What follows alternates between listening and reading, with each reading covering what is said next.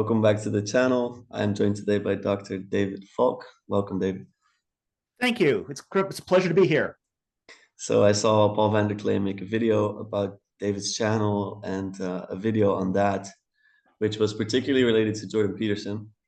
And before even that, I already contacted you because of the link to Egyptology, which some of my listeners will know I study. And it's just very refreshing to see someone make videos about that and linking it to the Bible as well, which is one of my interests too.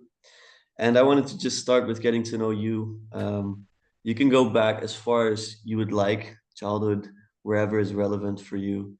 So it's for me to get to know you as a person and then how that ties into what you're interested in terms of ideas and your academic background. So, Okay, well, I was born and raised in the Christian church. Been in the church all my life. I didn't intend to go into ministry per se. I intended more to have your typical middle class lifestyle. I was a IT tech for a long time, for 25 years. And it was only late in life that I started to reevaluate the direction that things were going. So I went to this little seminary just because, well, the place I was working at, I was working at a pharmaceutical company, and in Chicago, and I was just at that point, it was just like, okay, they had this wonderful perk, which was they would pay for your master's degree. Okay, I already had a bachelor's degree in philosophy, so I thought, okay, it'd be kind of cool to get a master's degree, you know. And I thought to myself, okay, if I can avail myself of this perk, that would be a fantastic benefit. So, but I didn't want to do it in computers because I was already at the top of my field. I had learned pretty much all there was to know about computers. It just really wouldn't have advanced my career any. So it's like, okay, what do I do? Well, there's a little seminary around the corner. Why don't I take a Master of Divinity? Why not? And when I took it, I didn't know at the time that there was a leading Egyptologist who worked there, a guy by the name of James Hoffmeyer. And it's like, oh, I can't miss this opportunity, because I had wanted to do Egyptology basically since I was a child. I was one of those guys who, when I was a little kid, was sat in front of the TV and Saturday mornings and watched specials on King Tut and mummies and pyramids and all that stuff. So it totally fascinated me. So I got the chance to study everything I could under James Hoffmeyer. And it was from that sort of launched my trajectory into Egyptology. Now, I still did get my MDiv, and I did get a master's degree in biblical archaeology and ancient Near Eastern languages. But then I went on and I did a third master's degree at the University of Toronto. And then I did my PhD at the University of Liverpool, where I happened to become the research assistant to Kenneth A. Kitchen. Hey, that's incredible. And that was an experience, I'll say. How so? He's very to the point. He's very direct. He doesn't beat around the bush. Yes. And that's probably where I get it from. As his research assistant, I had to accompany him to his conferences and such.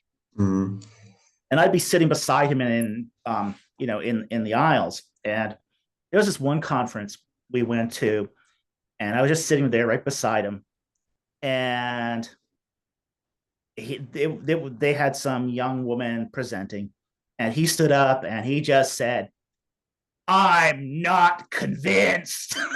Yeah, that's next level. And it was totally based. It was totally based. Man. Yeah, to be fair, I'm from the Netherlands. We're quite direct as well, but that's impressive.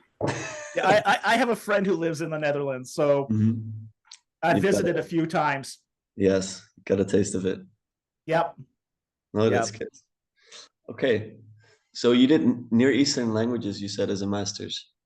What Yep. what were those languages? They were Biblical Hebrew, Egyptian, and Akkadian. I see. Do you have a favorite? Oh, Egyptian, of course. Come on. Yes. An Egyptologist.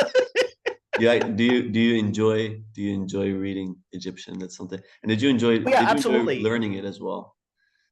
Well, let's face it. Learning any language is hard. Yes. Everybody struggles with learning languages. Okay. Uh-huh.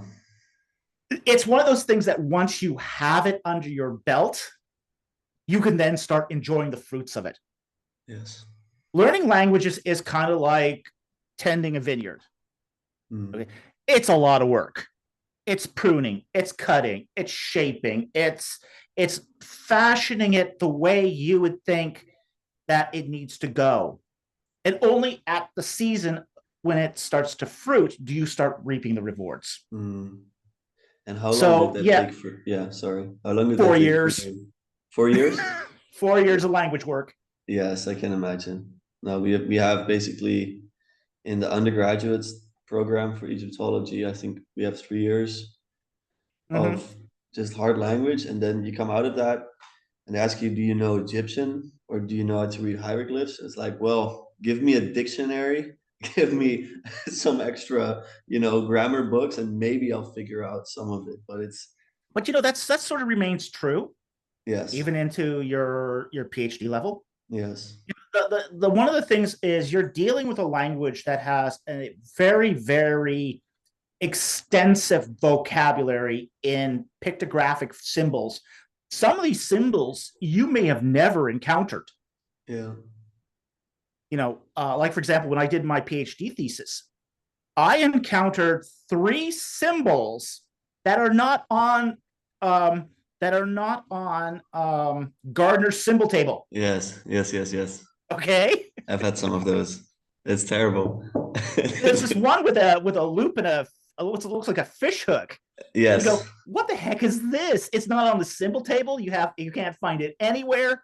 You have to go to the journals to figure it out. Yeah. Yeah, we've had that where we would have tests on hieroglyphs and it would just be like, oh, sorry, this symbol, you would never be able to know it. So just this is what it is. And Yeah, you can figure out the rest basically. yeah. Okay. So when you're dealing with a language like that, you're always going to be dependent upon your dictionaries and your apparatus. Yes. But then would you You're say, the dream of being able just to sight read. yes, it'd be awesome. I mean, but if there's something like even in, for example, uh, Akkadian, there are very few people who can actually sight read Akkadian.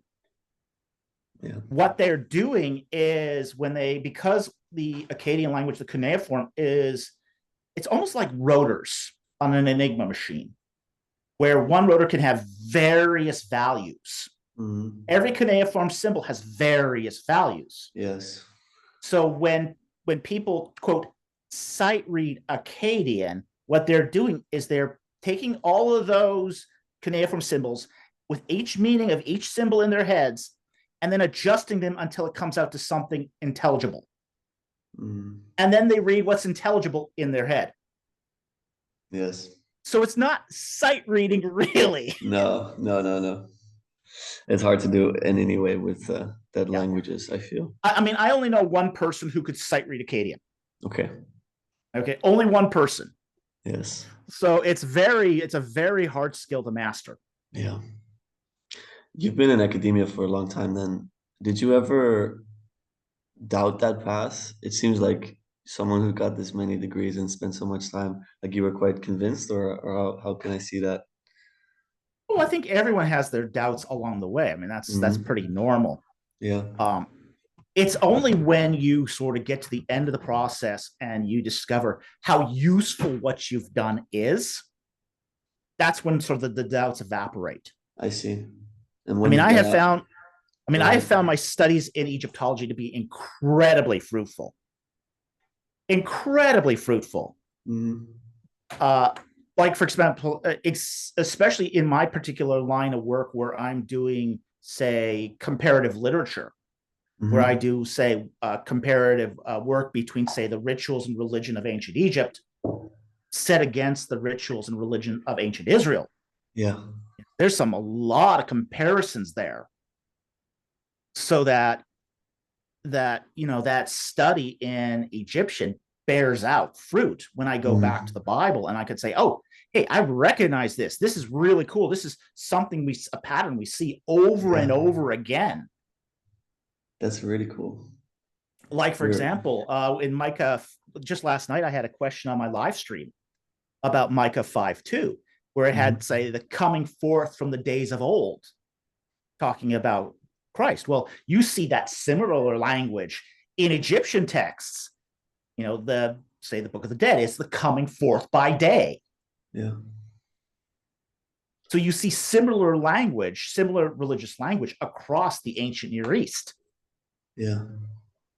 Do you understand Christianity to partially come forth out of the Egyptian tradition? Do you see a lot of elements from the Egyptian tradition You do in? see some elements, but by the time you get to the Christian era, Mhm.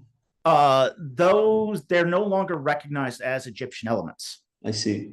They're Even really at that point just recognized as part of Israelite culture. yes. Okay. Do you have examples of that, of exactly what you're saying, that For it's no example, longer recognized? let's take, for example, the whole idea of ritual bathing, the whole mikvah, uh, where Israelites would ritually bathe before going up onto the Temple Mount. Okay, we find the same practice in Egyptian temple cults, long predating Israelite practice. But the Israelites were in Egypt for sometime less than 350 years, based on Exodus 6. So they're taking that practice that they Mhm. understood from their time in Egypt and adapted it to their own ritual practices. Yeah. I've been also reading about just polytheism in general and how you can translate certain gods seemingly from, um, let's say, the Greek tradition to the Egyptian tradition, and how the soldiers of Alexander would come into Egypt and would recognize in some way the gods that they had in the Egyptian gods. That to me is extremely um, puzzling how that works Well, exactly. it's based, a lot of these are based upon, say, very narrow points of similarity. I see. Okay. Like, for example, when Canaanites came into the Nile Delta, they brought with them the god Baal. Hmm. Okay. And Baal was recognized by the Egyptians to be similar to their god Seth. Now, the biographies are very dissimilar. In Canaan, you have the Baal cycle, where Baal is son of the god El. He goes as a storm god. He goes out and he fights the sea god Yom and the death god Mut to become triumphant. The seas are calmed, the storm subsides, and the agricultural cycle begins again. Seth is also a storm god, but Seth has a completely different biography. He is a son of Isis and Osiris. He's a god of power. He has a good and a bad coming, which means he can do evil to you or good. Excuse me. Bless you. Uh, he can. Uh, he was the murderer of his brother Osiris. He's also the patron god of Lower Egypt. So he's part of that whole reunification cycle of Upper and Lower Egypt. So his biography is very, very different than that of Baal.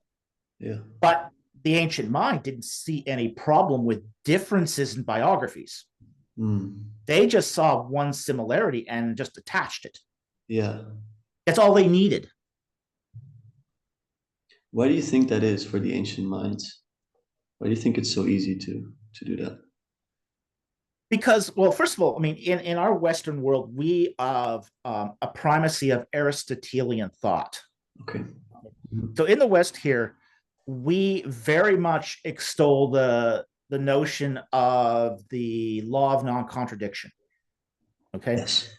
For us, personal identity can't contradict with another personal identity. So if there's two Davids walking around, one's a basketball coach, one's an Egyptologist, we would say, okay, those are two different people based upon the dissimilarity. The ancient mind doesn't necessarily see things that way. They are comfortable with contradictions, very, very comfortable with it.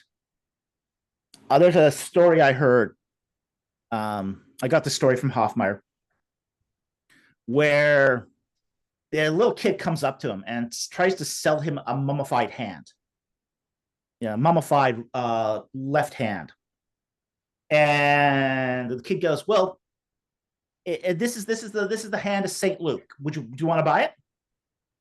And he goes, "Well, isn't the mummified hand of Saint Luke a relic in this church over here?" And the kid goes without a beat, doesn't skip a beat here. He says, "Oh, well, it's from Saint Luke when he was a young man." Yeah, I see. That's interesting. The ancient mind thinks in those terms. The law of contradiction doesn't apply. Is that similar in creation myths, for example, where, from my understanding, there could be different stories about how the world came to be, and that wouldn't contradict the other story? That's a possibility? Well, it depends exactly what you mean by that. Okay. Because some of the creation myths that are sort of extolled as contradictions aren't. I see. But at the same time, too, a reader of the ancient world would look at, say, two pieces of literature and could either accept them or could reject them. They had that versatility of thought, that even though they understood that say maybe Enuma Elish is a different creation myth than, say, Genesis, they had that sort of awareness that, oh, Enuma Elish is representing other gods, and we're going to interact with that literature based on the idea that it's supporting a different pantheon. So it's really going to depend what you mean by contradiction here. Yeah, it's a tricky question. I think we're so deeply entrenched in our, like you say, Aristotelian thought, in our worldviews. It's sometimes hard to take a step to like Western thinking is one of the biggest impediments to reading the Bible. Yes. Tell me more about this. Your connection to the Bible and how you read it yourself. Well, I take a contextualized reading. So whenever I read the Bible, I go take great labors to go back to the original context. What's the historical context? How does it relate to the overall literature in the region? What would the ancient people have thought? Try to get into their minds. Try to understand what they said. Like, for example, we had a question a couple of weeks ago about, say, the do not boil a kid in its mother's milk passage. Now, if you read that, it's in context to the Feast of First Fruits. And in that feast, there are 4 prohibitions. One of them is don't serve leavened bread with blood in it. Bring only the best of your first fruits. Don't bring the scraps. and one of this odd, say, prohibition of don't boil a kid in its mother's milk. Yeah. Well, you go to, say, one of the religious texts, one of the ritual texts that you Garrett, and they have this ceremony where the text says, do this 7 times, boil a kid in its mother's milk, and boil mint in milk, or in butter, and do this 7 times. So we see this pagan ritual at Garrett, and now we get this prohibition to not do a similar ritual at the Feast of First Fruits. Yes. Okay. I'm seeing. Now we have misinterpreted this over time as we lost that original context. It's not about the text is not about not having a cheeseburger. Okay. It's not saying you can't mix dairy and meat in your dinners. It's saying you're not supposed to perform this pagan ritual at this Yahwist ritual. Yes. It's a very different context, but you have to know the context to read it correctly. Yeah. Do you think that in your time as in academics and perhaps before that, that you had a doubt about your faith? Because I think a lot of people do read it outside of the context, and that might make you doubt things. Because I think a lot of modern people struggle with this. They struggle with being able to read things in their context, and they will take it and reject it because it doesn't seem to align with their Western mind. I had more doubts before I went in this than after.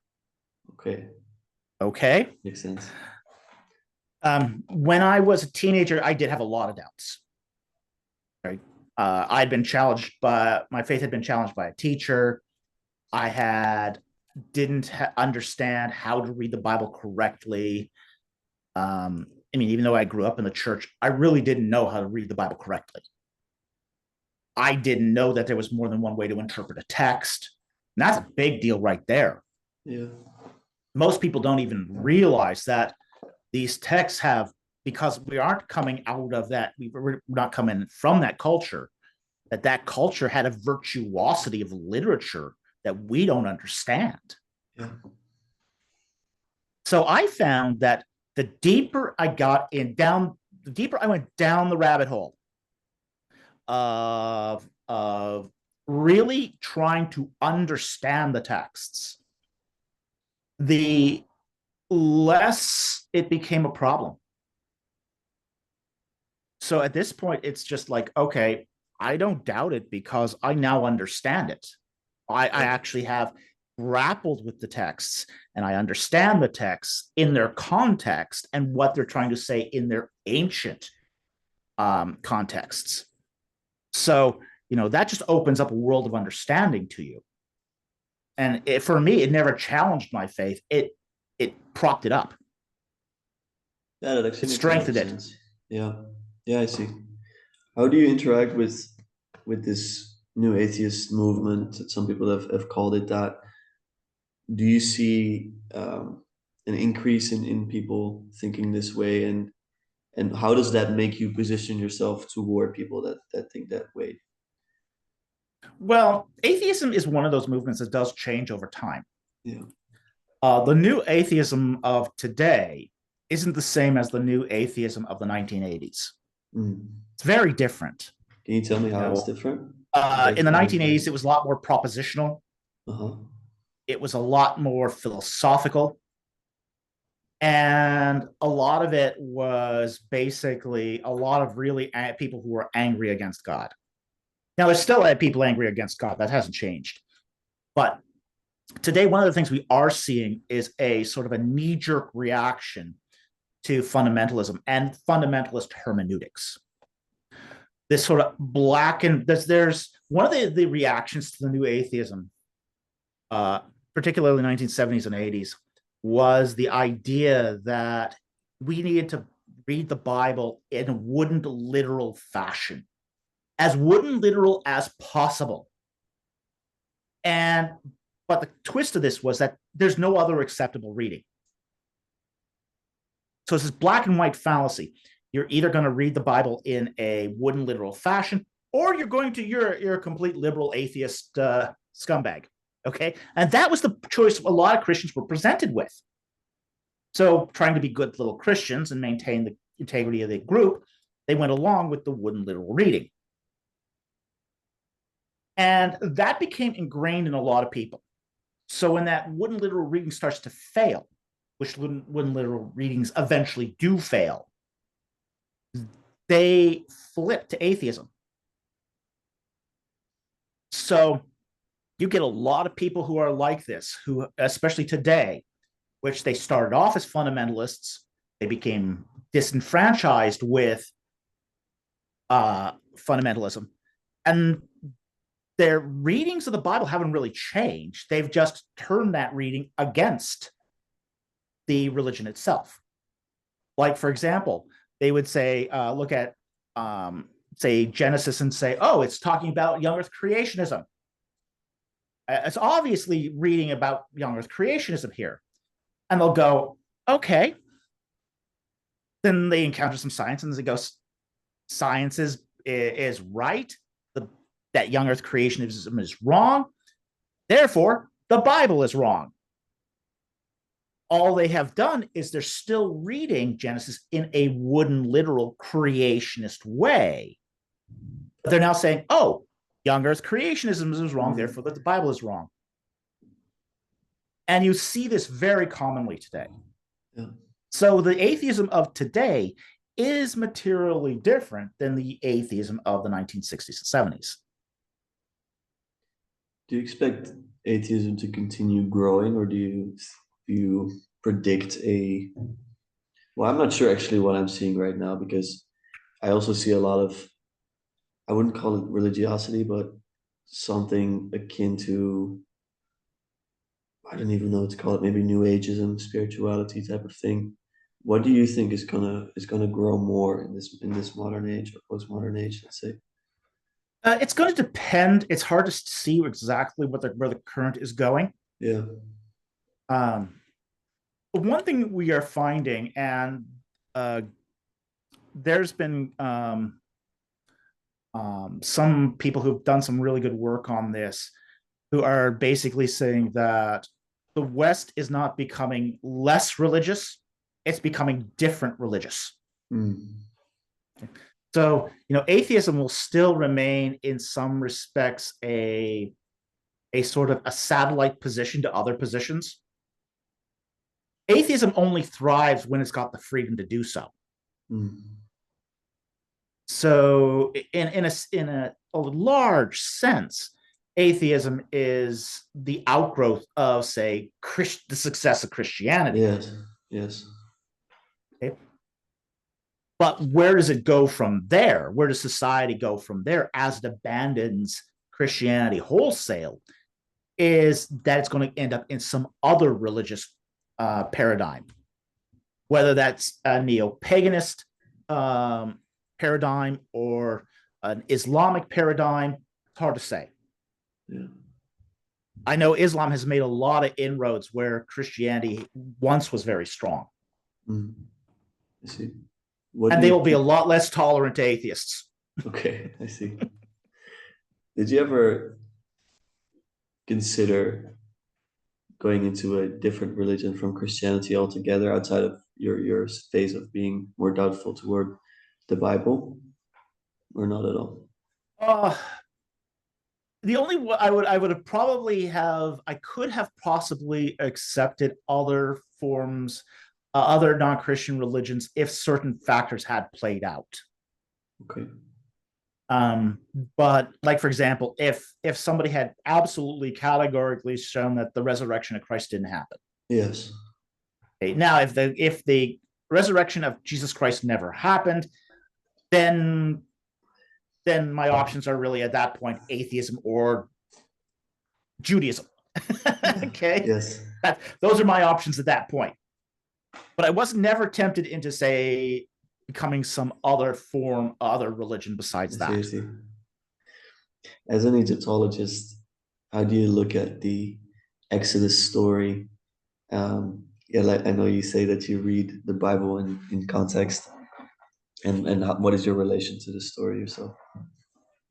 Well, I think that my relation to the story of the Exodus is really one of, I mean, you can take the Exodus story on multiple levels. I think if you just took it on just a purely naturalistic level, it makes sense as a story. Yeah. It's one of those stories of, I think, where God shows his timing more than anything that's, say, extraordinary as such. I take it very much like reception history. What does that mean? It means that the Israelites had these historical events happen to them, and they are relating it in terms of their relationship to their God. I see. Okay? That's what's meant by reception history, is you relate it to what you know, even if you don't fully understand what's going on. And let's say, if someone would ask you, because I was listening to this conversation recently between someone who was an atheist, one of the more famous atheists of this time, asking someone about Exodus. He's like, if you would go back to Egypt and put a camera there or whatever, would there be a Jewish leader, Jewish people that escaped Egypt out of slavery, and what part of that would be real, and what level of that is real? What A do you think about that? surprising amount, Yes. a surprising amount of that would be real. Okay. Okay. Uh, First of all, we do find an abandonment of the city of Avaris at the mid dynasty, 19th dynasty. And everyone who believes in, say, a historical exodus thinks the Israelites came from the city of Avaris.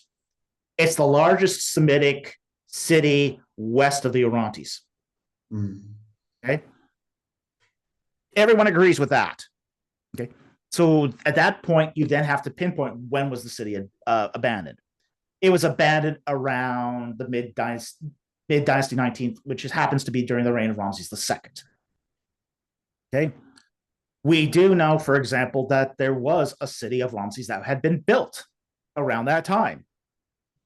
We know this. We know this from the Anastasi papyri. Okay, we know who that city is named after. That city is named after Ramses II. It happened to be the imperial capital during the time of Ramses II and up until the end of Dynasty 20. We know this. Yeah. So when we look at, say, for example, we have that camera and we're moving around the city streets of Avaris following this leader, because you can't have a bunch of people leave without somebody leading them. Okay. Yeah. And you're filming this guy as he goes up to the city of Ramses, which is just 2 kilometers away from Avaris. They're right beside each other. The imperial capital is only 2 kilometers away from Avaris. Yeah. So you're following Moses through the fields right up into the city of Ramses, and you're taping this guy as he's having a one-on-one conversation with the king, which he can do because of his adopted status. Yeah. That's the only way you can have that conversation with the king, is to have standing with the court. A commoner can't have a conversation with the king. That ain't happening. But if you've got a situation, like, for example, we see this in the what's it called now? The strike papyri. During the strike papyri at Deir el Medina, the workers at Deir el Medina have a grievance. They're not getting their rations of food. They have to communicate to the mayor. So what do? They have a Magi. Yeah. A Magi has standing with both the community of workers and standing with the mayor. He can go to the mayor, he can have an audience with the mayor, and he tells the mayor, okay, you have to provide those rations again. Otherwise, I'm going to take this up with the vizier, because I know the vizier. Yeah. I see. So you're in Thebes seeing that, and then you pan over to Avaris and Ramses, and Moses, who has standing with the people because he is an Israelite, and he has standing in the royal court because he is the son of the daughter of a king. Doesn't give him a lot of rights. In fact, it gives him almost no rights, but it gives him one right, and that he can address the king with a grievance. The only right he has, but it's an important right in this situation. And he goes up to the king and he goes, you know what? Let my people go. And if you don't let my people go, I'll go to the step above you. God himself. And of course, Pharaoh answers, well, I don't know who this God is. But the pattern between how Moses addresses Pharaoh is incredibly similar to how the strikers at Deir el Medina get their redress done. Yeah. Now, the interesting thing about this is that those strike papyri are years almost 100 years after the Exodus. So it seems to be a common form of address at that time. Yeah, I see. Do you have a So, so go okay. ahead. Go Oh, ahead. so you keep that camera focused on this guy, this leader, who is leading these 50,000 plus people out of Avaris, and they are going down the route, the same route that you find that people traveled in Papyrus Anastasi 3. Exactly the same, just in reverse order. You see in Papyrus Anastasi 3 when people are coming to Pi Ramsey from, say, Pihahi Road and the Yam Suf, and this Yam Suf is mentioned there in that papyrus. The Sea of Reeds, you got Pihahi Road, Bal Safan, they're traveling through the Wadi Tumalat, through Pithom, and then going up to Paramses. Well, the Israelites are taking the same path, just in the other direction. Mhm. You get a lot of remarkable similarities. Yeah, A that's lot really of them. it's really cool actually. It's striking. Yeah, absolutely. But you gotta know the Egyptian texts to Yeah. see the similarities. Yeah, that's really cool. I had no idea about that. I think And there's lots of these. This is just the tip of the iceberg. are you talking about Exodus specifically or also other Exodus or that whole but you can extend this to other parts of the Bible too. yeah. Okay, this is not confined to the Exodus alone. But if you want to just focus on the Exodus, absolutely, there is some striking similarities here. That's awesome. That's the value of Egyptology in doing biblical work. Yes, I see. In many ways, it's an untapped resource. Okay. If like, for example, if you do your PhD in Egyptology, most Egyptologists don't care anything about the Bible. It's not interesting to them. It's not interesting. It doesn't have pretty pictures. It doesn't have pretty pictures. The writing system is kind of crude. Egyptologists really don't care about anything in the Bible. For those who are in doing the Old Testament, say a PhD in the Old Testament, it's very difficult for them to achieve competency in Egyptology. So when they try to add Egyptology to their Old Testament studies, it's a different kind of discipline, and it's very difficult to adapt. As you probably know at this point, Egyptology is a primary source discipline. You go to the texts. Yes. You go to the texts. Before you go to any secondary literature and opinions and theories and that sort of thing, you go to the text first. I really like that, by the way. Oh, it's a beautiful way. Yeah. But that's not the way Old Testament studies works. No. Old Testament studies goes to the secondary literature first, and then looks back upon the text through the lens of the secondary literature. Mm. So when your pedagogy is constructed in that way, it's very difficult to adapt Egyptology to that because we have so many texts. Yeah. We're dealing with thousands of texts. Mm. I'm doing my thesis about a specific papyrus. I'm not sure if you're familiar with it. It's Papyrus Leida 1350. Yep. You know it? I'm familiar with the Leiden papyri. Yep. I've looked at I think it was 300 was the last Leiden papyrus I looked at. This one is specifically it's hymns to Amun. Yep.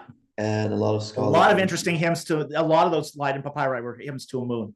Yeah. The one I studied was a hymn to Amun. Okay.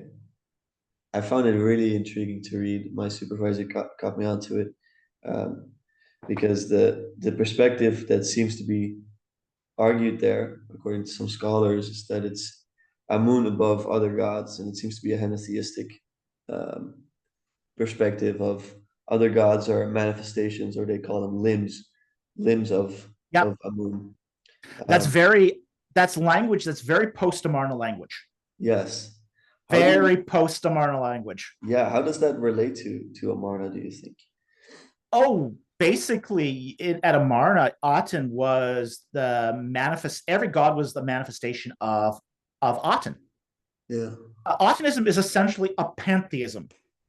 It's not a monotheism, as is commonly said. So every god is a manifestation of Aten. Every person is a manifestation of Aten. All of creation is manifestations of Aten. All is Aten. That's not monotheism, that's pantheism. Why do you think that they landed on the Aten for that? Uh, why? Well, it had been a cult on ascendancy for some time by the time Akhenaten really picked it up. Yeah. It had received some patronage through, at least through Amenhotep III, and even Tutmosis IV had a small cult shrine to the Aten. So I think it was just more or less, it was a way of doing a solar cult without all the baggage of the basically the ominous priesthood. I see. Because one of the things we see, for example, in the reign of Amenhotep III, is that Amenhotep III was a bit of a reformer. He already was doing reforms. He had raised the temple of Luxor to the ground and turned it 90 degrees to face Karnak. He had replaced all the indigenous gods at Luxor with gods from Karnak. So, of course, this will reduce his costs in the long run, even if it doesn't in the short run. So, Amenhotep III was already doing reforms, but he was doing reforms with the carrot. So he was pouring a ton of money into the priesthood to basically persuade the priests at Thebes to go along with the program. Akhenaten was not so subtle. Akhenaten was really my way or the highway. He was basically, I'm king, I get to do what I want. So while we, for example, we do have evidence of Akhenaten going along with some of the, he tries to do some reforms at Karnak, but gets roadblocked. The priests are basically saying, no. This is a bridge too far, and you haven't paid us nearly enough to do that kind of reform. Which is why he picks up and moves his religious center to Amarna and defunds all the major cults, royal cults of Egypt. And he seems to have like carved out other gods, specifically Amun. He does do the Demitio Memore. Yeah. He does it to Amun. He does it to Osiris to some extent. Any sort of god that cannot be worked easily into the Atenist view of things is cut out and excised. Oh. And really not even all solar gods. Some solar gods are allowed to remain. I see. Like the Wadjet, like the Uraeus, they remain. Yeah. Because they can be worked into Atenism very easily. Even amongst, say, the funerary cults, Anubis is practically untouched. Anubis is untouched, but Osiris is desecrated. Yeah. It's too difficult to integrate. Well, and then here's the thing. Osiris is king of the underworld. Yeah. Okay. There's no king but Aten. Yes. So any god who's going to claim to be king is going to face a problem in the Atenist worldview. How do you think that worldview collapsed? It collapsed essentially because the whole city of Amarna collapsed. Amarna was a terrible place for a capital. Absolutely an awful place for a capital. Now, it was normal to have cities on the west bank of the Nile. The typical paradigm is the living lives on the east side of the Nile. It was very typical for cities of the living to be on the east side of the Nile, and cities of the dead, your graveyards and all that, on the west side of the Nile. That was normal. The problem was Amarna, even though it's on the east side of the Nile, was a terrible place to do any sort of city. It was arid. It was hard to do agriculture around it. There was starvation. It was just not a workable city. It was just not a workable place to have a city. You go to there today and it's desolate. I mean, it's really desolate. And it's pretty high in elevation, even with the if you consider a Nile inundation. So there would have to be a lot of hydrological work to get that even feasible.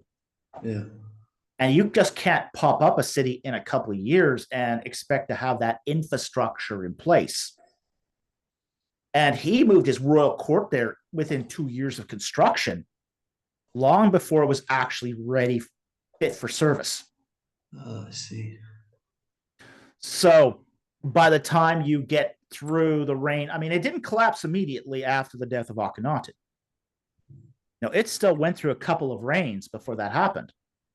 I mean, you have Semenkhare, who reigned there a couple of years. Yeah. Perhaps Neferuaten reigned there a year. And then you have the first 3 years of Tutankhamun reigning there. So, and it's only then he just says enough's enough.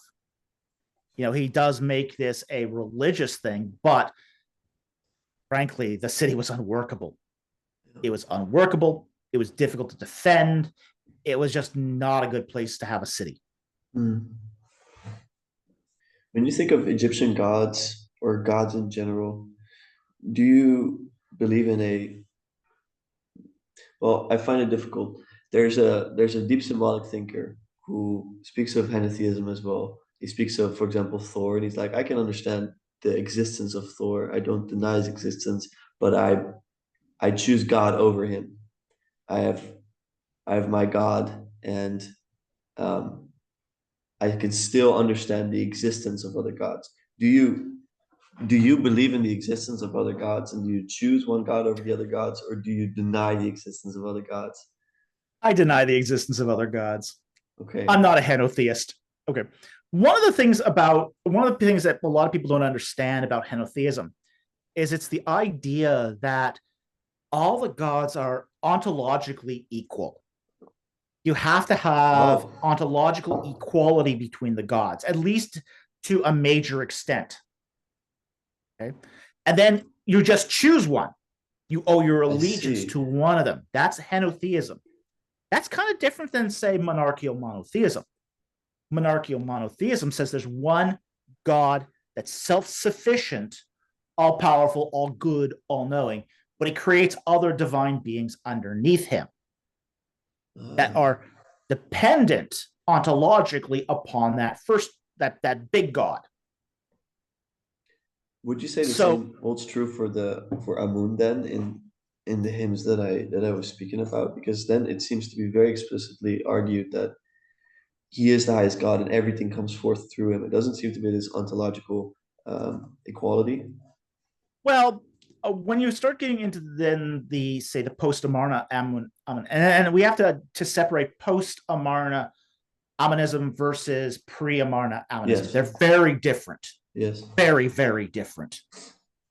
Post Amarna Amenism is much more like Atonism in that respect, where Amun-Re is a creator deity. He's not a creator deity pre-Amarna. He's not a creator deity. Maybe in his Re aspect, there is some of that, where you've got some influence of the Heliopolitan theology. But when you get into post-Amarna Amenism, the whole ontology of Amun-Re is downplayed. Pre-Amarna, it's very clear that Amun comes out of the primordial waters. Re is the egg that emerges from the primordial waters and then hatches, and then he creates through the power of his male function. Yes. We're going to keep this PG-13. Yes, thank you. Okay. That's great. Okay. So that's pre-Amarna Aminism, because he becomes the composite god with Re in the 11th, 12th dynasty. Mm. But once you start getting into post-Amarna Aminism, where people are having, the priesthood is having to engage, even if it's no longer an active cult anymore, the theology of Atonism, they're going to have to come to terms with some of the religious problems that Atonism has raised amongst, say, polytheism. So they're going to very much downplay the dependent nature of Amun, the ontologically dependent nature of Amun. Yes. Okay, that makes a lot of sense, actually. I'd like to speak about pyramids for a second, if you don't mind. Okay, It's something that sure. interested me a lot as a kid, and I think anyone that has seen them feels a gigantic sense of awe often, and often Have you people been to ask, Egypt? sorry, Have you been to Egypt? I haven't been myself, no. Go, Yeah, go. exactly. I You will. don't you can't say you've really understand Egypt until you've been there. And I'll even I go one. don't. I went my first time to Egypt. I just got on a plane and flew. No tour, nothing. Yeah. I went primarily to Thebes. I skipped Cairo. I skipped Aswan my first time, but just going to Thebes, and I was there for 8 days. There's more than enough there to keep you interested for 8 days. I'll guarantee you that. I'm kind of afraid to go because I'm afraid I'll be too fascinated. I'm afraid I'll be too intrigued because initially I started Egyptology because I just felt it was too big of a mystery not to dive deeper into. And yeah, I think that will that will make it even stronger. Go, Okay. go. Okay, you can't say you've got a degree in Egyptology and you've never been there. Yeah, it's a bit of an annoying question as well. People ask me if you've been to Egypt, and I always have to say no, so that will have to change. But Look, it's affordable, especially yes, a guy your age. yeah, You know, go and go get. I mean, the hotels are go to 3-star hotels. They're cheap, they're affordable. Um, there's no reason, and you're close. yeah, You're close. The comparatively. airfare's affordable. For a guy like me, it's like 2,000 in airfare. Yeah, My first time I went, it was. I mean, I think I paid £600 for my airfare from Liverpool. at from Liverpool, Yeah, cool. and it was worth it Yeah, because you need to connect what you're learning to the real world. yeah, I completely agree with that. That's good. So, what did you feel when you saw the pyramids? I don't like pyramids, to be Ah, see, honest. that's good. You, Egyptologist that hates pyramids. yeah. So, They're big piles of stone. yes. The only pyramid that has ever sort of made me in awe was the step pyramid at Saqqara. And that's What about it? because, well, it's an artistic masterpiece. Hmm. It's got chambers underneath that have these faience tiles, beautiful green blue faience tiles lining the walls. It's got a variety of shrines and courtyards. It's got altars. It's got Uraeus. The first Uraeus in Egypt is at Saqqara in his mortuary temple, at Zoser's mortuary temple. It's an artistic masterpiece, and every pyramid builder in Egypt ended up getting inspiration from it. I see. Okay. Well, it may not be the best thing to dive into pyramids then, but I'll quickly ask my questions Okay. about it. Because what fascinates me about it is simply that some of these structures are so incredibly old, and yet they're the biggest ones that they made. Um, and then in the future, seemingly the timeline is such that the pyramids seem to get smaller, and they, yeah. How do I understand that? That's the power of economics. Okay. You mean it's more distributed? Is that your? No, the more your economy produces, the greater your inflation, the more expensive things become. The first pyramids nearly ruined the Egyptian economy, but they were marginally manageable because of the cheap cost of labor. Now, once you get into dynasties 5 and 6, it's not cheap anymore. The economy has grown. The price of everything, when pegged against the Bronze Devon, becomes more expensive. It costs you more to build the same thing. Why don't we make cars anymore out of really high quality steel? Why do we use so many plastic components in the automobiles these days? Because it's cheaper. It's cheaper to produce. It's cheaper to create the molds. It's cheaper in labor. Everything is less expensive. Okay.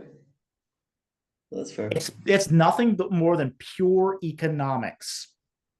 The pyramids are no different.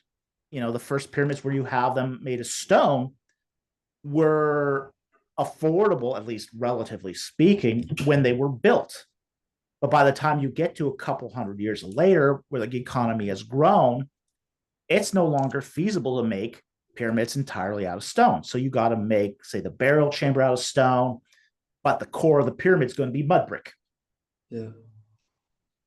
And it comes down to pure economics. If you had let's do the same thing we did with the Exodus. If you had like a camera on it when they were built, what do you suspect is the way that they did that? Do you have any boats? Idea? Boats. We now know that we've seen there's a river that has been discovered that runs alongside the pyramids. Oh yeah. That's just been recently discovered. We've also, I think it was in 2018 or 19, the port in front of the Sphinx Temple was found. So there was actually a port there. So they were able to float those stones right up to the pyramids and take them the rest of the way by sledge. They didn't have to take them that far by sledge. Yeah, water makes power of hydrological engineering. Yeah. That makes a lot of sense. These boats were had such capacity to carry stone that when they carved the obelisks out at Aswan, and that's the quarry where they did all those obelisks. They carved them at Aswan, put them on a boat, and floated those boats down the river, 2 obelisks at a time. Those obelisks weigh hundreds of tons. Yeah, it's insane. And yet they could take them on a boat and float them all the way down to where they needed to go. It's the power of of displacement. I'd like to speak about what you find most intriguing about Egypt, because I think everyone has certain components. So what is that for you? Well, for me, it's what I find most interesting about Egypt is its religion and its ritual. I'm a ritual guy. For me, I love temples. Temples for me are fascinating. The whole process of relating ritual to performance, to furniture, I did my PhD thesis on ritual processional furniture, the kind of furniture that's used on ritual processions. Yeah. So for me, that whole aspect of ritual and religion and how they intersect is fascinating to me. That's really been what's kept me interested in Egypt. See. So what about the furniture? Did you find in your PhD? Oh, there's all sorts of neat stuff with the furniture.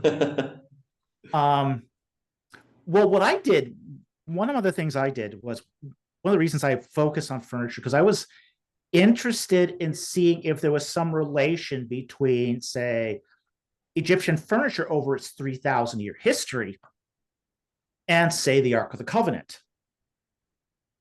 Because if the Israelites are coming out of Egypt, there's a pretty good chance that, given that the craftsmen were trained in the Egyptian methods, that there would be some strong similarities between them.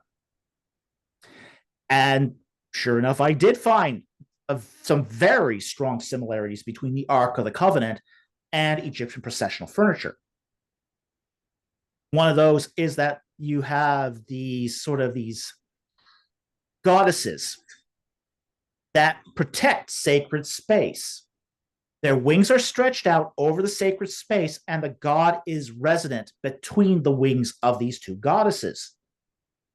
Just like we find on the mercy seat of the Ark of the Covenant, where you have the two angels with their two cherubim with their wings stretched out over the mercy seat, and the Shekinah glory appearing between them. And this is a symbolism that is extant between the reign of Amenhotep III and the end of Dynasty 20.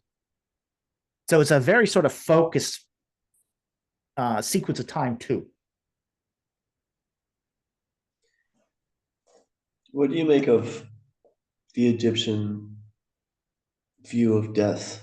It seems to be so central in Egypt, thinking about it and spending so many resources on preserving bodies and preserving things into seemingly eternity. What are your thoughts about that? Well, it is part of eschatological time. You know, there was a high infant mortality rate in Egypt. There was a lot of plague, disease, and chronic malnutrition.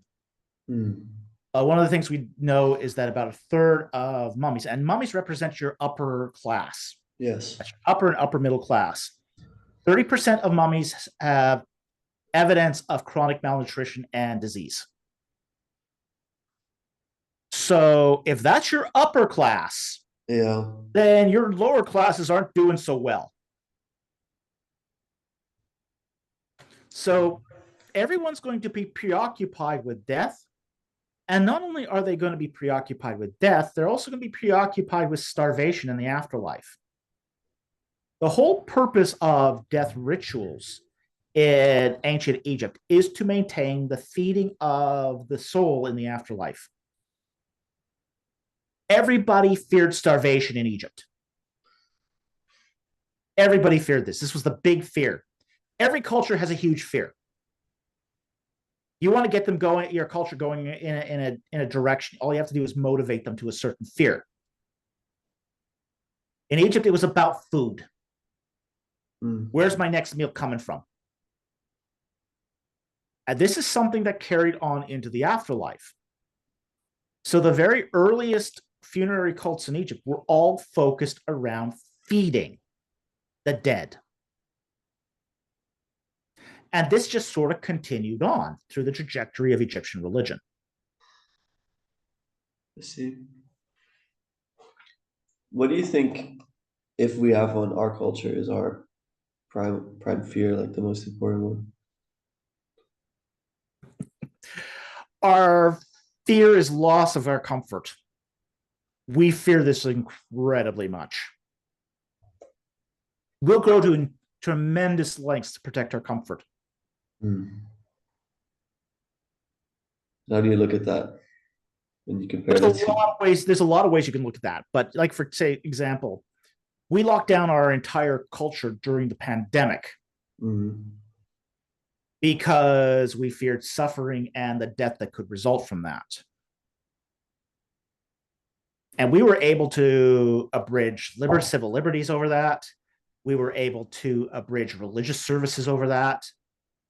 I mean, something that hadn't happened in 2,000 years of Christianity.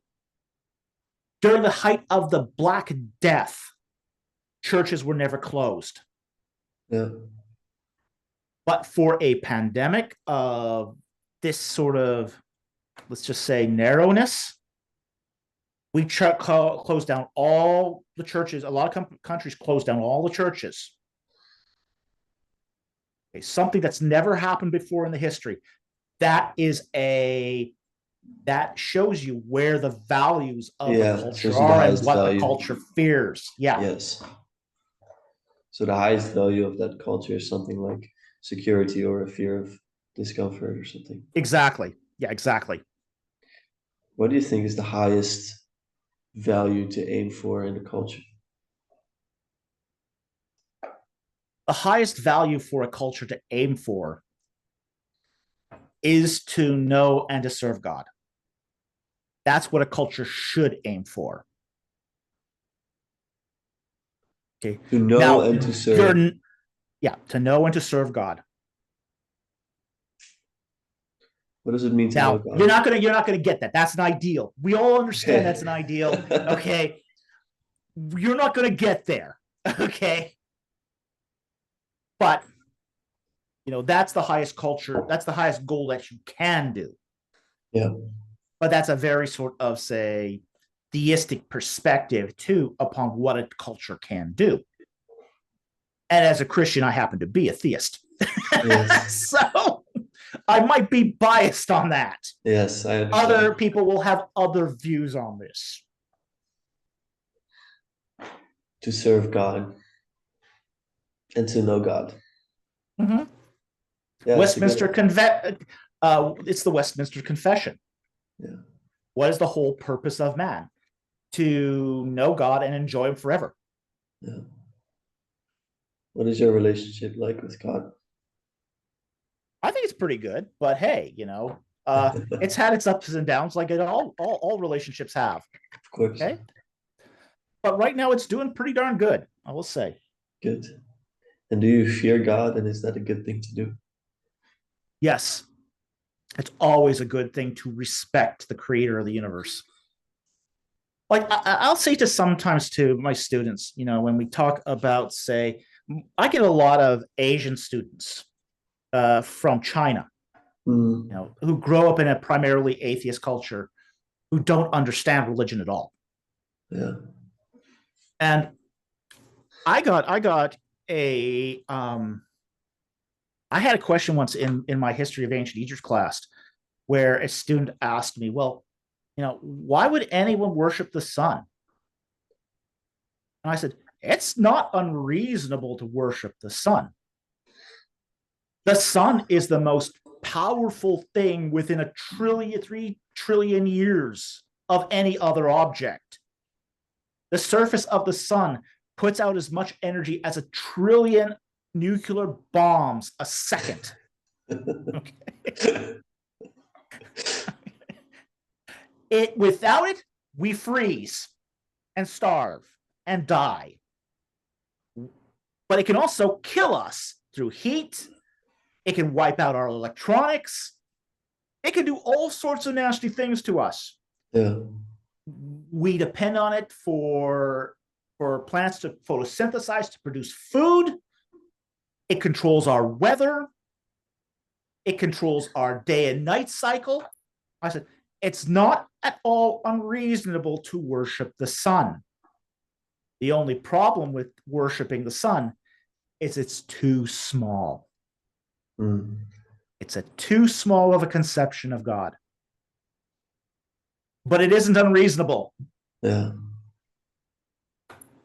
That makes sense. Yeah, I had a Chinese friend that I had dinner with, and when he tried to speak of God, he spoke a lot about his fear, and he spoke of God almost as he would speak about a government. Yeah. And I realized how difficult it is to actually get beyond the conception of a being or a material entity that operates within this world and is constrained by it somehow. Like it feels more like a demagogue, if I can say it. Yeah. Well, I had a Chinese student come up to me, and after the course was long over, and she thanked. I'm getting some interference.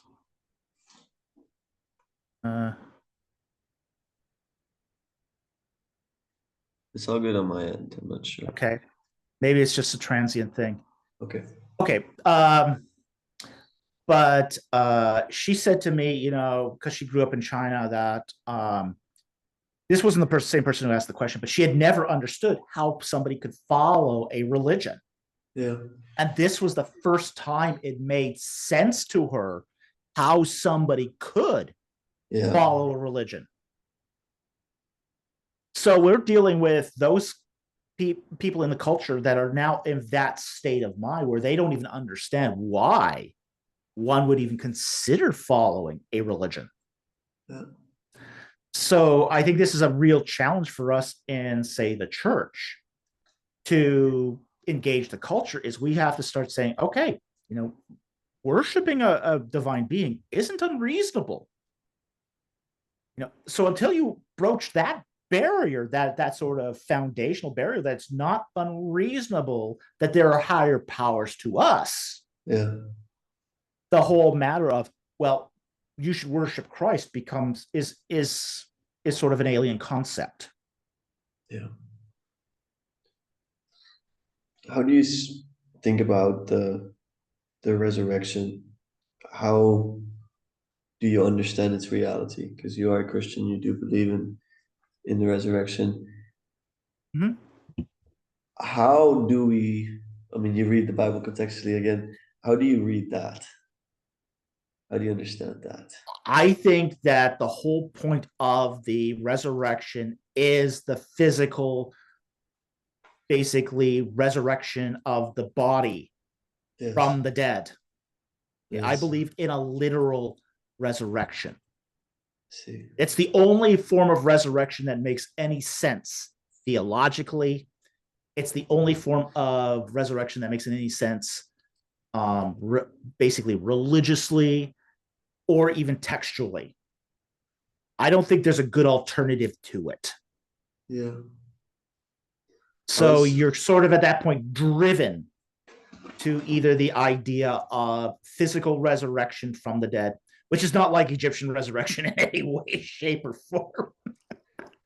I get these atheists sometimes who say, oh, yeah, Jesus' resurrection is just like the resurrection of Osiris. Yeah, sure it is, buddy. It's like, no, the two are not in any way similar. Yeah. How did you get that? I sometimes say, tell people that the resurrection of Osiris is more like Weekend at Bernie's than it is Jesus Christ. Okay, that's clear. That's very clear. I'm always and as an Egyptologist, you will be able to appreciate that. Yes, that's very good. There's some passages in the New Testament that seem to me at least mysterious about when his followers encounter Jesus, or when there's confusion about whether he even is him. That makes me feel intrigued as to what that appearance would look like. Do you have any idea about that? Well, it's a glorified state. See, it's a glorified state. You see, here's one of the things about the incarnation is where we learn from the epistles that Jesus Christ set aside his divine attributes. Okay, those divine attributes are his all power, his all knowledge, his glory. These are divine attributes that we would expect from the Father or the Spirit that just, he sets aside temporarily for the purposes of basically incarnating and residing with us. We see, for example, when Moses comes down from the mountain, he has to wear a veil because the Shekinah glory has rubbed off on him, and he's going to look really strange to everyone around him. Okay. Yeah. Well, what if Jesus decided, I'm not going to bother with this whole emptying myself. I'm going to show my whole my whole omnipower, my whole all-knowingness. All of my glory will shine forth. Yes. That's how that explains it. I don't need to worry about this crucifixion thing. I can just float off the cross. You, a couple of years ago, started your YouTube channel, which is the reason I'm speaking to you today. Yeah. We started it 4 years ago. 4 years ago. 4 years ago. How has that experience been, and what drove you to start that?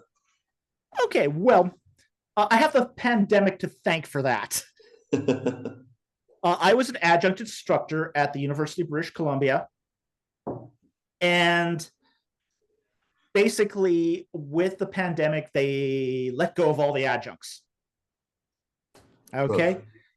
Yeah, that was rough. Yeah. So it's just like, okay. I had a book in press at that time. So, when you do a first book, you really can't start throwing out more proposals and proposing second books until you find out what the reception of your first book's going to be, when it comes out, how is it going to sell, that sort of thing. So at that point, you're kind of in this limbo state where you can't really write more. All the academic peer-reviewed journals had stopped doing peer reviews because of the pandemic. Yeah. So you couldn't write more peer-reviewed articles, you couldn't write more proposals, and you're not teaching. Okay, what am I going to do with my time? Let's start a YouTube channel. That's good. That's good. So we decided to do a educational channel. Okay, so our channel is focused on education. So we're not an apologetics channel. Uh-huh. We're not a preaching channel. We are an education channel.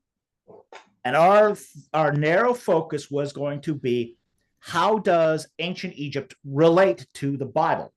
Mm. Now we expand that, of course, to cover the entire ancient Near East, but that's why we named the channel Ancient Egypt and the Bible. Yeah.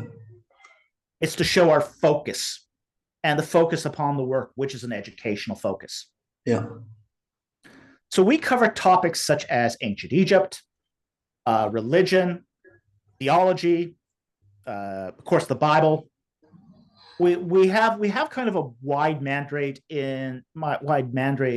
within the sort of specialization of our team. And that team, by the way, is essentially me and my wife. Okay. Okay. My buddy is actually my wife. I see. Okay. I often talk about my producer. My producer, that's an inside joke. She's the one, and she's listening right now, by the way. See. She has 3 degrees. Uh-huh. I have 5. Together, that's 8 degrees of experience. Yeah. Yes, that's good. Have you been together did you meet her in academia, actually? No, I met her at a science fiction convention. Oh, that's a fun place to meet. It's a very fun place to meet. I met her when I lived in California. Uh-huh. And we've been married now for 25 years. Wonderful. Mm-hmm. Is that your anniversary? Mm-hmm. It's a big number. Congratulations. It's a big number. So is it fun to do it together with your wife, this YouTube channel? It is fun to do it together with her, yeah. Yeah. She will be my moderator on our live streams. See. And she's a full participator in the ministry, participant in the ministry. Is this a full-time endeavor you're doing? Oh, yeah, it's a full-time endeavor now. Uh-huh. I was holding a part-time job as I was doing it when I started out, but it became overwhelming to do both. Yeah. And frankly, our community has been generous enough with us that we could do this full-time. That is awesome. It's almost as if you're continuing what you're already doing in academia, but you're getting more freedom to do it. And it's better than academia. Yeah, right. It's better than academia. I don't have to deal with committees. Committee work sucks. I can imagine. I can do whatever topics I want. Yeah. I can publish whatever videos I want. Yeah. Within the community guidelines of YouTube, of course. But I also have the freedom to digress. I also have more access to students. When you compare, for example, a full-time teaching gig where you're teaching, say, 5 classes of 40 students for 13 weeks a semester, 2 semesters a year, and you calculate how many hours that the students are involved with this, Yeah. we have covered the equivalent of 18 years of full-time academic teaching just through YouTube. Wow. In just those 4 years. Yeah. YouTube is the preeminent teaching platform of our age. I see. So, from your perspective, someone who has gone through academia and has been very successful in it, what would your advice be to a young person, 18, 19 years old?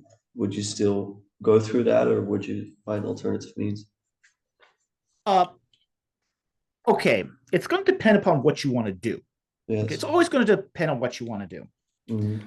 For some people, academia is still a good route. Yeah. Particularly if you want to become a subject matter expert.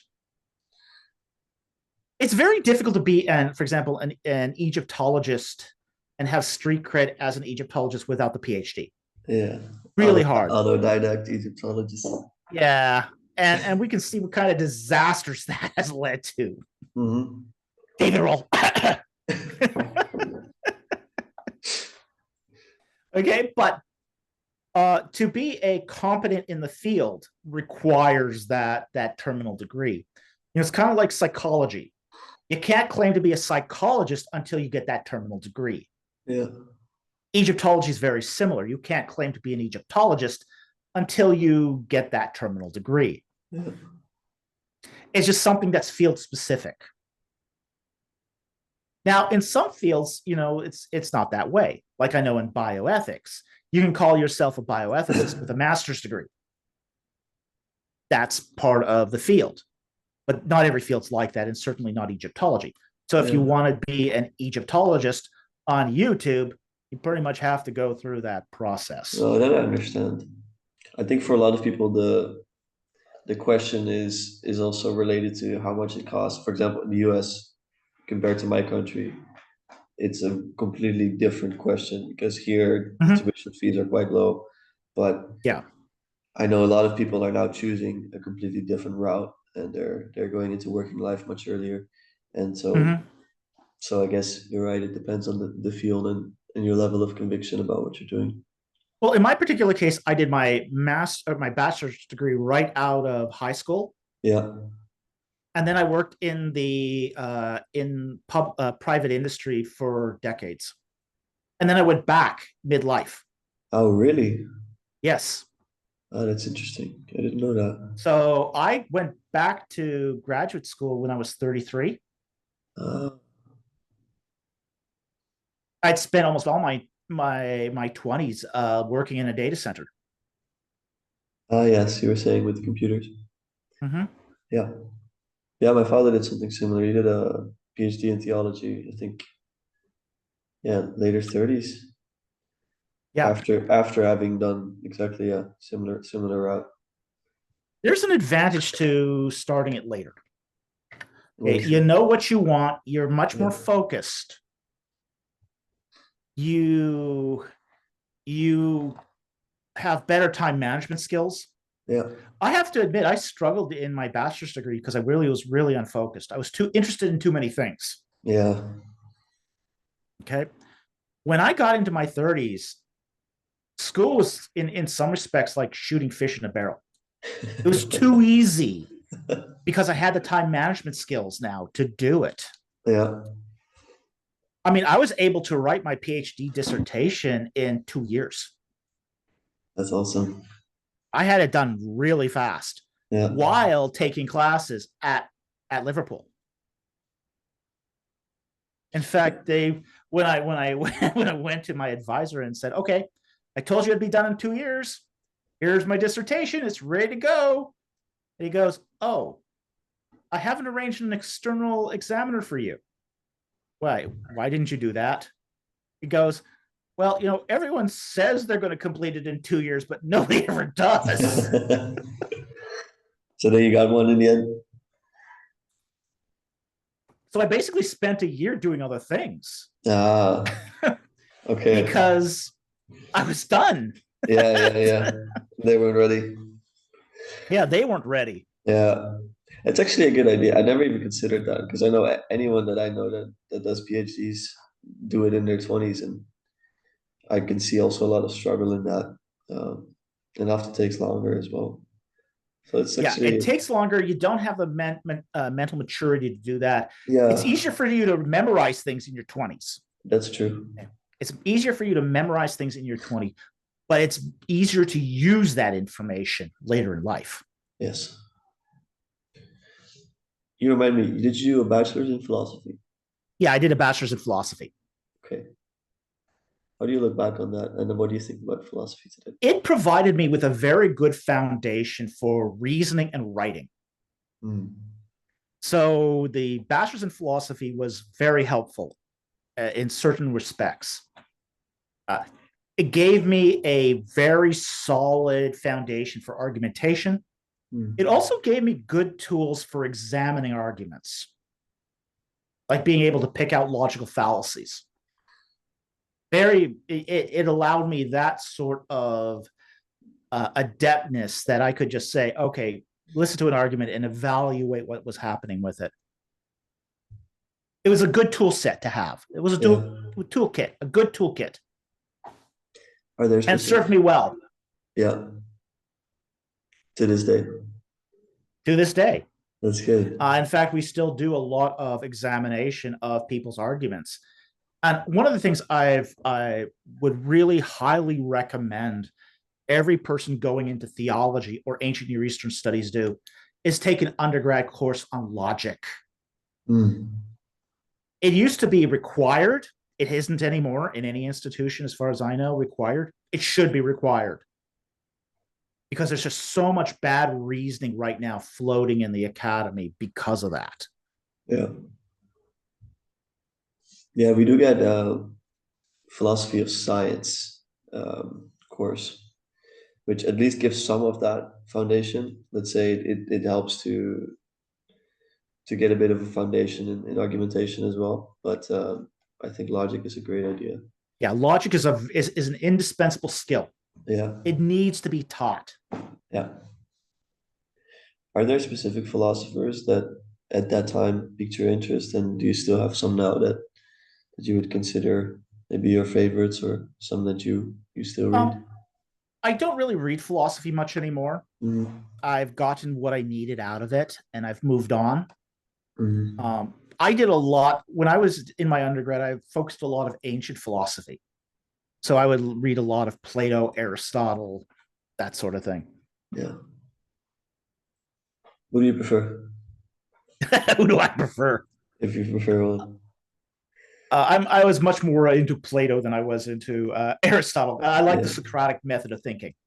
yeah. Very much like the Socratic method of thinking. The dialogical format. Yeah, exactly. Yeah. Where premises conclusions follow from premises. Mm, I'm funny that way. yes. No, I know someone who is very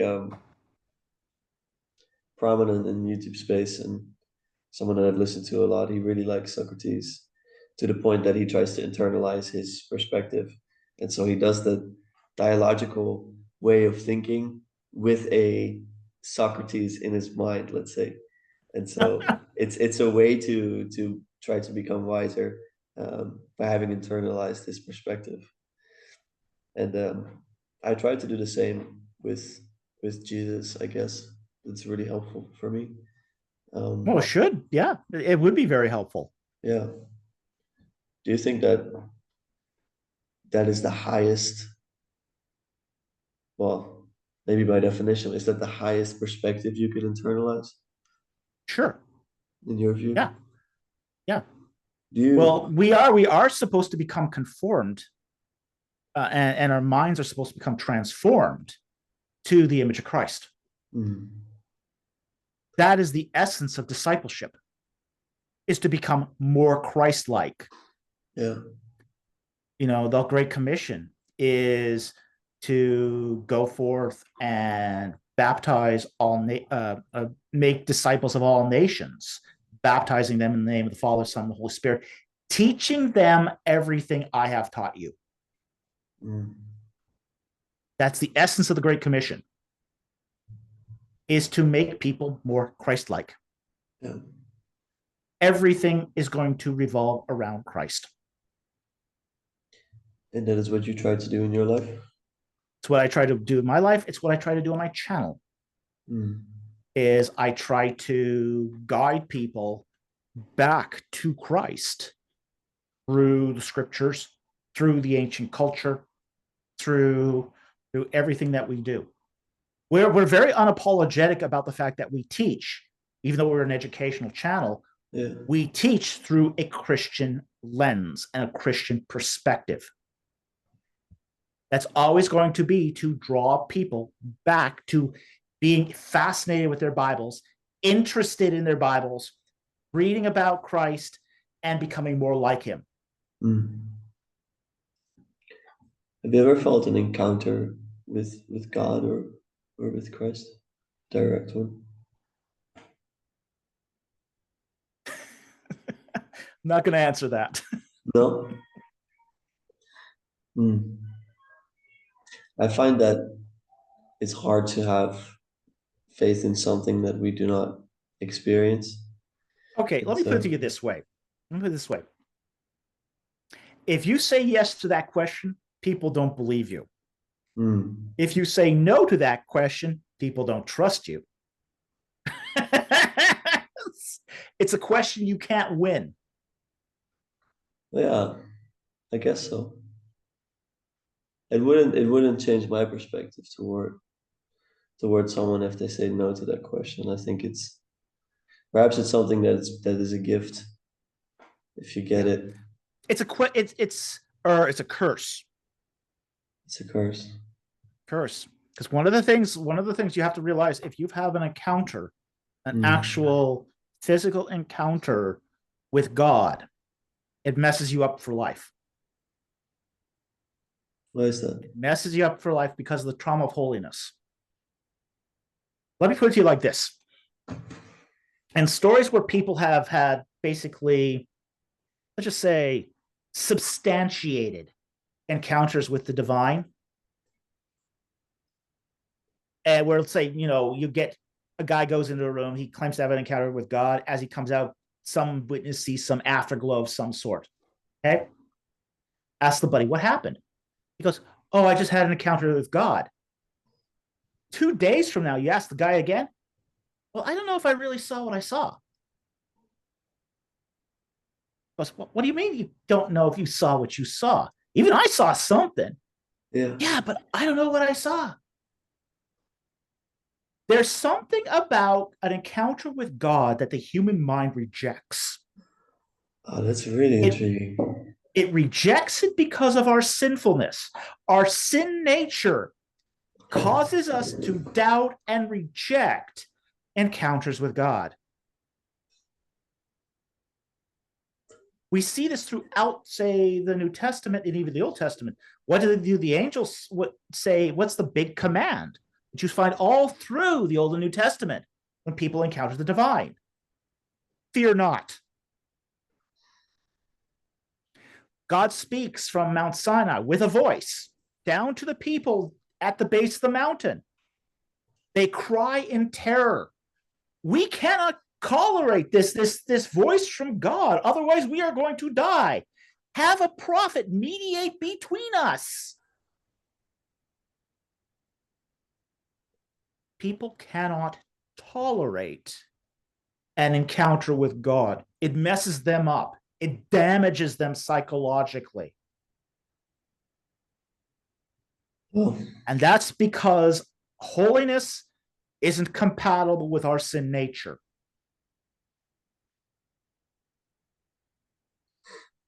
So if I hear some guy saying, oh, I had this encounter with God, it was the most beautiful thing, I feel so blessed and touched.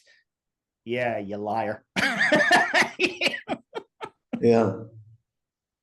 Okay, that helps a lot. That explication. And I think it clears a lot of things up for me as well.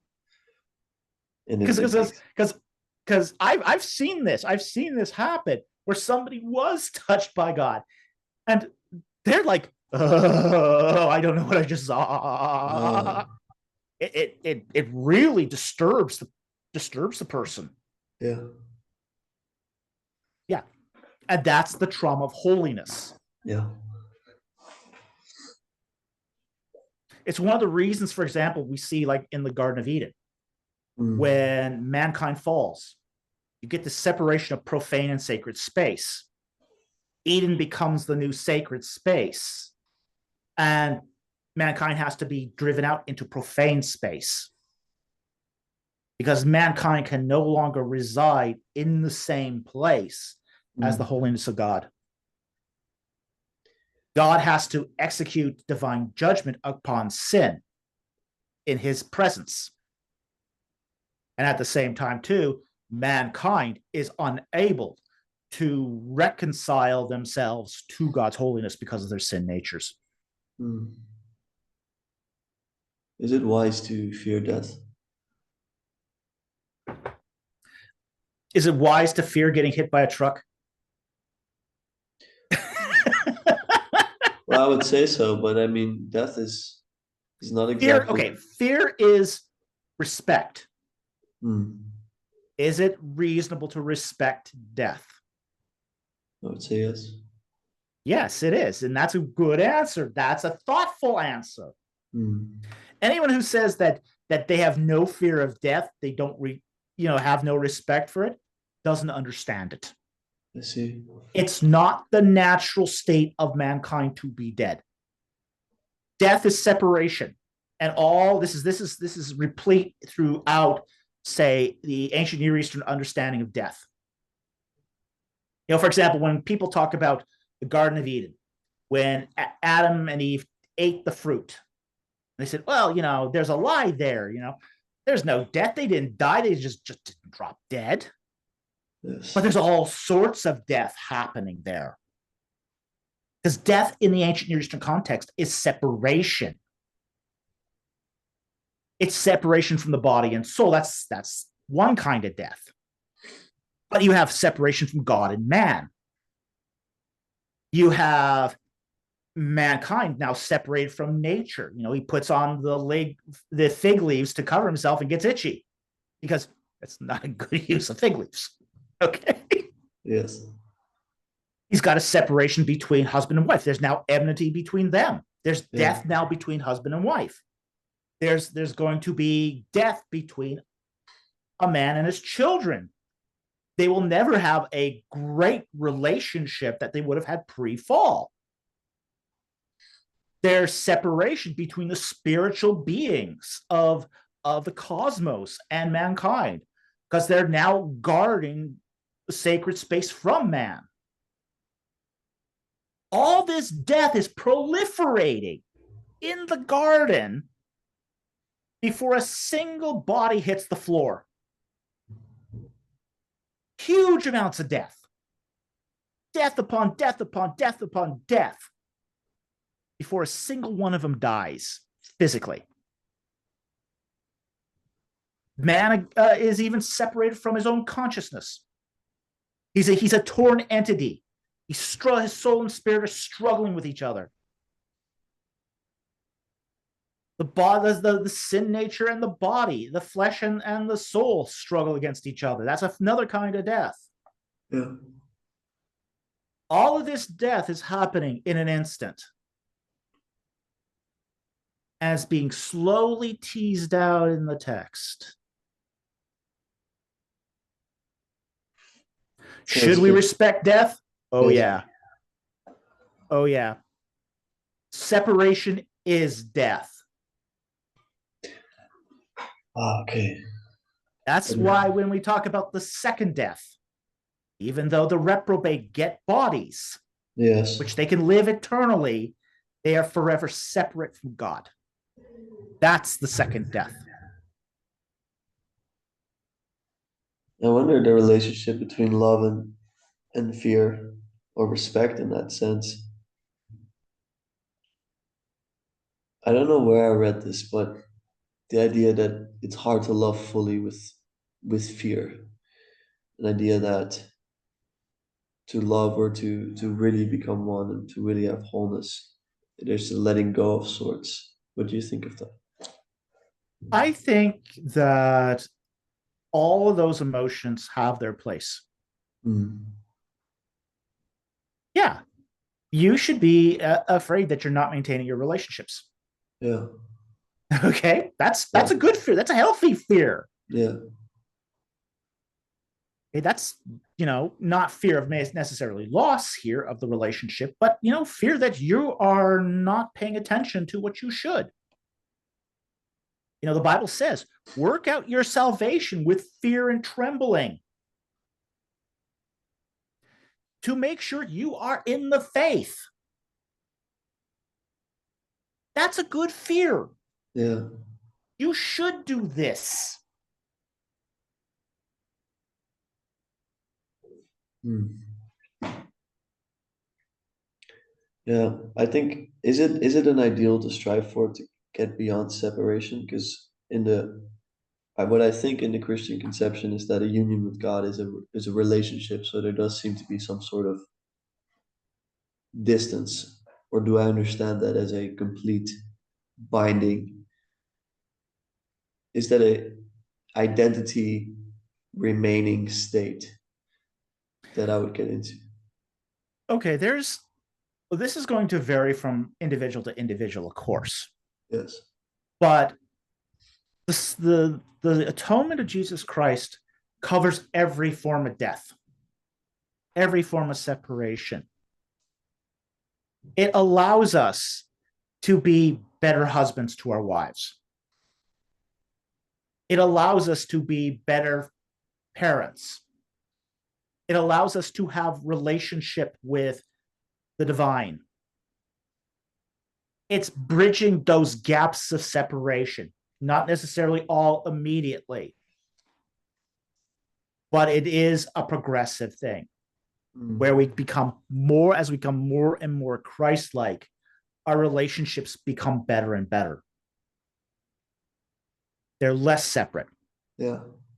Even today, with, say, the move towards environmentalism, that's an outgrowth of creation care in the Bible, Mm. where we are told to turn creation into a kind of garden. That's the whole sort of idea of mankind being sent forth to have dominion over the earth. It's not so that he can turn it into a, a tire factory. It's so he can turn it into a garden. Everywhere a garden. That was the ideal. That all places become like a garden. Yes. That what you had in Eden will be everywhere else. A garden it's when you're a steward of nature, correct? Mm-hmm. So it's not like you're letting nature completely free. You're also still Oh, no, no. Nature operating within it. completely free can do terrible things. Yes. That's what I You sometimes see in that movement, where it seems to be a sort of a putting nature so high that we should completely let it be untouched, and we are actually also a problem. Whereas what you're articulating, I Mhm. think, is more of a garden situation where you are taking care, but you're also a part of it. Yeah. Well, you leave nature to its druthers, it will produce thorns and thistles. Yeah. That will become the primary. That will become the primary plants. Thorns. Okay. Nobody benefits from that. Yeah. That's interesting. That seems to be embedded biologically, that it is somehow a good thing for us to take care of it. Well, I mean, I remember as a Boy Scout, we went on this little camping trip and we decided to go for a hike. And the underbrush and the thorns were so thick, we couldn't get through them. The whole bottom of the forest was absolutely congested Yeah. with this 7-foot briar of thorns and underbrush. Yeah. And we were not getting through with it. The scout troop leader tried to hack it with a machete as he was going along. And it's like, oh, this is too much work. This is too much work. We're going back to camp. I'm gonna I'm gonna shift gears a bit because we're running a Yeah, bit low on time, and there's some things that I still want to ask about in terms of sure. ancient history. Um, One is about the king lists where we have, I don't know if we call it a mythical king list that precedes the Mhm. historical king list. What is Yeah. that? What do we make of that? It's essentially that they're going back into what is the creation myth and what is the foundation of their various kingdoms. Okay. Now, we do see this in a variety of king lists. We see this in the Sumerian king list. We see this in the Turin papyri, where there are mythological in in in the Egyptian king list. You have, say, three groups. Okay, Mm. you have the divine kings, the Neteru, the gods who are kings, followed by we would call, say, demigods who are kings, and then what they would call the human gods, the Remechu. Okay. Now, we would recognize today that it's only the Remechu that were actually real people. But it's how far can you go back and still tie that to a real person? Mm. Now, in the case of the Egyptians, they can go back to at least Nagata 3 to real people. But before then, they're going to start appealing to those figures that maybe were romanticized, your King Arthur types. I see. And then before then, there's going to be the deities. Yes. And most of the king lists of the ancient worlds are going to try to trace back their civilization to some sort of divine event. And a lot of really, you see this in really old civilizations that are exceptionally, they say um the the story of any country is going to be sort of dependent on how far you go back. The further you go back, the more mythological it's going to be. The less embarrassing it's going to be too. Yes. Okay. Okay. I'm wondering also, with Egypt is so fascinating. I think a lot of people don't realize how long actually the Egyptian kingdom, if we can speak of one continuated thing, at least ancient Egypt, can be so long. Like what are we saying? More than 3,000 years, Yeah. 3,500 or something Yeah. like that. It's 3,000 is a good round number. right. If you It's take it back pretty to Nagato zero or the King Dynasty zero, you're talking 3,100 years. right. And then there's some countries these days they're so extremely young compared to that, and I find it hard to wrap my head around how one society or seemingly similar culture could last for so long. How do you explain that? Well, there's there are several things that most societies fall apart from within. Uh-huh. They don't fall apart from without. Generally, Yeah. yeah, you do get some that are eventually conquered. Okay, Mhm. but most societies maintain cohesion from what's happening inside the culture. Now, in the case of, say, Egyptian culture, you had pretty much a unified point of view. You had a unified religion, even though it was all polytheistic and they did squabble from time to time. They had a pretty strong sense of what a religion should look like. Yeah. They knew that, for example, I mean, you could bring in any foreign god into Egypt and they go, yeah, that's fine. They add it to the pantheon. As long as it wasn't exclusive. Yeah. Once you start getting into exclusive gods, they had fits over that. Yes. Okay. But any god that could be just added to the pantheon, hey, welcome aboard. It was a live sort of society. Mm. So it was also a society that wasn't torn apart by ethnic strife. So things such as racism were not really as much a thing in Egypt as you would say see in like other countries. They would rally around a unified uh, priesthood and rulership. And the king was very much part of the religious system. He was the high priest of every cult in Egypt. So you had this sort of these ties that bound it all together, that kept the system going. So it didn't have sort of the internal strife that a lot of civilizations underwent and fell apart from as a result. Sorry, there's someone up here. And what do you think made it fall apart? Uh, Use of foreign mercenaries really was a huge component to what led to the ultimate decline and downfall of Egypt. Egypt had almost an exclusively volunteer army. You had to join up, you had to enlist. You weren't drafted. You had to enlist, you had to buy your own equipment, and that was just part of the military tradition of Egypt. When they couldn't get people to enlist anymore, yes, they had to use foreign mercenaries. A lot of those foreign mercenaries got ideas of their own. That's how we ended up with the third intermediate period. I never heard that perspective. And the third, well, that's who took over, right? It was Libyans. Yeah. It was the Libyan dynasties. Who were the Libyan dynasties?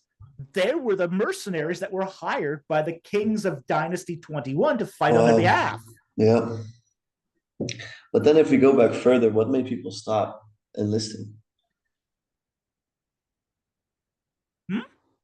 If we go back further, what would make people stop enlisting in the army? Is that the conditions in the kingdom? It was the condition. A lot of it was the conditions. A lot of it was the costs. Yeah. It got more and more expensive. I see. To enlist. Like, for example, a chariot is really expensive. Yeah. Chariot wood was scarce in Egypt, and costs of wood were really expensive during, say, the Third Intermediate period. It all had to be imported in. Egypt pretty much loses all its trees at the end of Dynasty 19, early Dynasty 20. Egypt has no more trees. That's something to lose. That's quite something to lose. And Egypt in early Dynasty 20 also loses its foreign trade, its hegemony. So it can't import trees anymore. It loses its connections to Nubia, and it loses its connections to the Levant. By the time of Ramses IV, they lose all their holdings. All their holdings are lost. And probably into the last years of the reign of Ramses III, this had already happened. Yeah. Okay. So that caused all the cedars from Lebanon and from